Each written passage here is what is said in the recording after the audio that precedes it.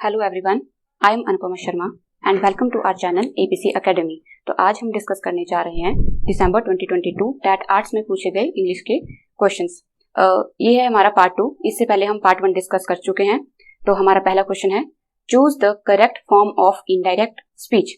The teacher said to me you were absent from the class yesterday. हमारा पहला option है, the teacher told me that I was absent from the class yesterday. हमारा second option है, the teacher told me that you has been absent from the class the previous day। हमारा third option है, the teacher told me that I had been absent from the class yesterday। हमारा fourth option है, the teacher told me that I had been absent from the class the previous day। हमारा correct answer हो जाएगा, the teacher told me that I had been absent from the previous day। जैसे कि आप देख सकते हैं यहाँ पे हमने टोल्ड का यूज किया है। तो देखें, से जो चेंज होता है वो से में ही रहता है, से टू चेंज हो जाता है टोल्ड में, सेज हमेशा सेज ही रहता है, सेज टू टेल्स में चेंज किया जाता है, सेड को सेड ही रखा जाता है, सेड टू टोल्ड में चेंज होता है और कॉमा इन्वर्टेड कॉमास को हटा के हमेशा दैट का यूज किया जाता है। वहीं हम देखें यहाँ पे हमने आई का यूज किया है। तो देखें, जब भी कभी फर्स्ट पर्सन हो इट मीन्स आई या फिर वी, तो ये चेंज हो जाता है according to the subject. Second person it means you, ये चेंज होता है according to the object. And third person means he she it, ये इनमें कोई भी चेंज नहीं किया जाता है। जैसे कि हमारे पास एक सन रूल होता है, तो सन रूल के अकॉर्डिंग फर्स्ट पर्सन चेंज हो जाएगा सब्जेक्ट के अकॉर्डिंग, सेकंड पर्सन चेंज होगा ऑब्जेक्ट के according and third person no change. वैसे ही हम देखें तो यहाँ पे पास्ट कॉन्टिन्यूअस टेंस जो चेंज हो जाता है पास्ट परफेक्ट कॉन्टिन्यूअस में, और यस्टरडे को चेंज किया जाता है द प्रीवियस डे या फिर द डे बिफोर में। हमारा नेक्स्ट क्वेश्चन है, choose the correct form of indirect speech. He asked to her, will you play now? हमारा पहला ऑप्शन है, he asked her if you would play now। हमारा second option है, he asked her if she would play then। Third option is, he asked her if she would play now। Fourth option is, he asked her if she would be played then। हमारा सही answer हो जाएगा, he asked her if she would play then। अब देख सकते हैं आप यहाँ पे हमने टोल्ड का यूज ना करके आस्क का यूज किया गया है, क्योंकि हमारे पास इंटरोगेटिव जो नरेशंस होती हैं वो दो तरह की होती हैं। एक होती है हमारे पास यस नो फॉर्म वाली एंड दूसरी होती है हमारे पास WH फॉर्म वाली।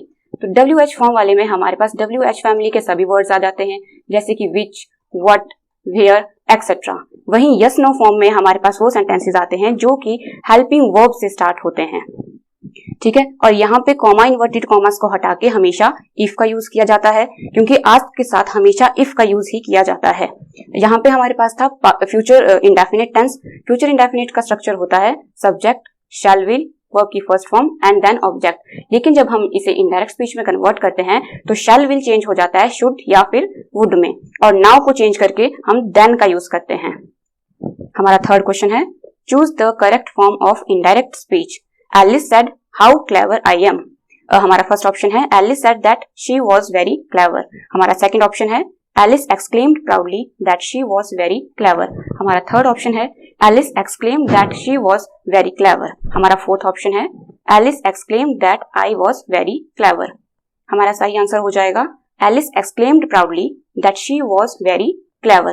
देखिए, जब भी हम एक्सक्लेमेटरी सेंटेंसेस का यूज करते हैं तो वहां पर हमेशा एक्सक्लेम्ड विद या तो जॉय, एक्सक्लेम्ड विद प्राउडली या फिर एक्सक्लेम्ड विद सॉरो या एक्सक्लेम्ड विद सरप्राइज का यूज करते हैं, डिपेंड अपॉन द सिचुएशन। और कॉमा इन्वर्टेड कॉमास को हटा के दैट का यूज किया जाता है। और जैसा कि हम देख सकते हैं कि यहाँ पर प्रेजेंट कॉन्टिन्यूअस टेंस था, तो प्रेजेंट कॉन्टिन्यूअस को चेंज किया जाता है पास्ट कॉन्टिन्यूअस टेंस में। हमारा नेक्स्ट क्वेश्चन है, choose the correct preposition. Don't put off dash tomorrow what you can do today. हमारा पहला ऑप्शन है बाय, सेकंड है अंटिल, थर्ड है टू एंड फोर्थ है अप टू। हमारा करेक्ट आंसर हो जाएगा अंटिल। अब देखिए, अंटिल खुद में ही एक नेगेटिव वर्ड है और अंटिल का यूज एज अ प्रेपोजिशन भी किया जाता है और एज अ कंजक्शन भी किया जाता है। अंटिल एक टाइम ओरिएंटेड वर्ड है या फिर ये एक एंडिंग टाइम को भी बताता है। जैसे कि हम एग्जांपल में देख सकते हैं, the ticket office will be open from 10 AM until 1 PM। Until का यूज हम एंडिंग टाइम बताने के लिए करते हैं, इसलिए हम इसका यूज इस तरह भी कर सकते हैं, जैसे कि the ticket office will be open until 1 AM। लेकिन कभी अगर हमारे पास until ऑप्शन में ना दिया जाए तो हम टू को भी प्रेफरेंस दे सकते हैं, लेकिन टू के लिए हमेशा स्टार्टिंग पॉइंट का होना जरूरी है, जैसे कि for the ticket office will be open from 10 AM to 1 PM। हमारा नेक्स्ट क्वेश्चन है, choose the correct preposition. He walked dash the end of the street. हमारा पहला ऑप्शन है अप टू, सेकंड है ऑन, थर्ड है to and fourth है from. हमारा correct answer हो जाएगा टू। अब देखिए ऑन का यूज कहाँ किया जाता है? ऑन का यूज किया जाता है टच द सरफेस या फिर कवर स्मॉलर एरिया। जैसे हम एग्जांपल देख सकते हैं, the book is on the table, क्योंकि बुक जो है वो क्या करती है, स्मॉलर एरिया कवर करती है और सरफेस को टच कर रही है। ठीक है, तो यहाँ पे हम किसका यूज करेंगे? ऑन का। वहीं पे फ्रॉम का यूज कहाँ किया जाता है? जैसे कि हम पहले भी डिस्कस कर चुके हैं, फ्रॉम का यूज किया जाता है स्टार्टिंग टाइम बताने के लिए या फिर स्टार्टिंग पोजिशन बताने के लिए। For example, he works in a company from 10 AM to 5 PM। तो फ्रॉम का यूज किस लिए किया जाता है? स्टार्टिंग टाइम बताने के लिए। हमारा नेक्स्ट क्वेश्चन हो जाएगा, choose the correct preposition. The cost of funding election in India would run dash hundreds of crore. पहला ऑप्शन हो जाएगा फॉर, सेकंड है इन, थर्ड है इनटू एंड फोर्थ है विद। हमारा करेक्ट आंसर होगा इनटू। देखिए इनटू का यूज किया जाता है मोशन इनसाइड एनीथिंग, फॉर का यूज किया जाता है पीरियड ऑफ टाइम के लिए, इन का यूज किया जाता है बिगर प्लेसेस को बताने के लिए, विद का यूज किया जाता है टू एक्सप्रेस समवन और समथिंग। हमारा नेक्स्ट क्वेश्चन है question number 7, complete the given idiomatic expression as bold as dash. First option is tiger, second is shoulder, third is brass and fourth is trooper. हमारा correct answer हो जाएगा brass. इसी के साथ हमारे पास example में था, ऑप्शन में था टाइगर, तो इसका यूज कैसे किया जाता है? As fierce as tiger, as brave as soldier या फिर एज क्लियर एज डे। हमारा नेक्स्ट क्वेश्चन हो जाएगा question number 8, complete the given idiomatic expression as watchful as a dash. First option is dog, second is hawk, third is guard and fourth is wolf. हमारा सही answer हो जाएगा hoc. इसी के साथ हमारे पास ऑप्शन में था डॉग, तो हो जाएगा as sick as dog, as hungry as wolf या फिर as fast as a deer. हमारा 9th क्वेश्चन है, complete the given idiomatic expression as tough as dash. First option हो जाएगा रॉक, सेकंड हो जाएगा एग्जामिनेशन, थर्ड हो जाएगा हिल्स एंड फोर्थ हो जाएगा लेदर। हमारा करेक्ट ऑप्शन है लेदर। इसी के साथ हमारे पास था रॉक, तो एज हार्ड एज रॉक।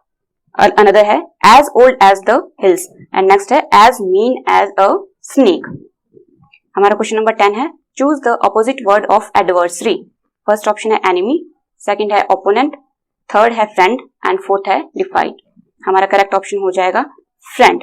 इसी के साथ हमारे पास ऑप्शन में था एनिमी, तो एनिमी का ऑपोजिट हो जाता है फ्रेंड, ओपोनेंट का मीनिंग हो जाता है पार्टनर एंड डिफाइड का ऑपोजिट मीनिंग होता है ओबे। हमारा नेक्स्ट क्वेश्चन है question number 11, choose the opposite word lithe. हमारा फर्स्ट ऑप्शन है flexible, second is rigid, third is solid and fourth is large. So correct option is rigid. So हमारे पास option में था फ्लेक्सिबल, तो flexible का opposite हो जाता है फिक्स्ड, सॉलिड का ऑपोजिट होता है लिक्विड या फिर अनरिलायबल, लार्ज का ऑपोजिट हो जाता है स्मॉल। हमारा 12th क्वेश्चन है, choose the opposite word stout. First option है वीक, सेकंड ऑप्शन है शाय, थर्ड ऑप्शन है स्ट्रॉन्ग एंड फोर्थ ऑप्शन है अलर्ट। तो करेक्ट ऑप्शन हो जाएगा वीक। शाय का ऑपोजिट होता है फॉरवर्ड, स्ट्रॉन्ग का ऑपोजिट होता है वीक एंड अलर्ट का ऑपोजिट होता है इनअटेंटिव। हमारा नेक्स्ट क्वेश्चन है, choose the correct form of verb. I wish I dash a bird. First option है वॉज, सेकंड है हैड बीन, थर्ड है एम एंड फोर्थ है वर।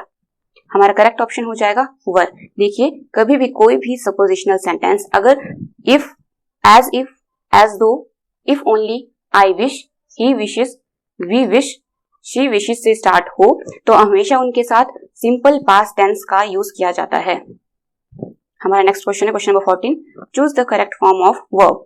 When I left the school it dash.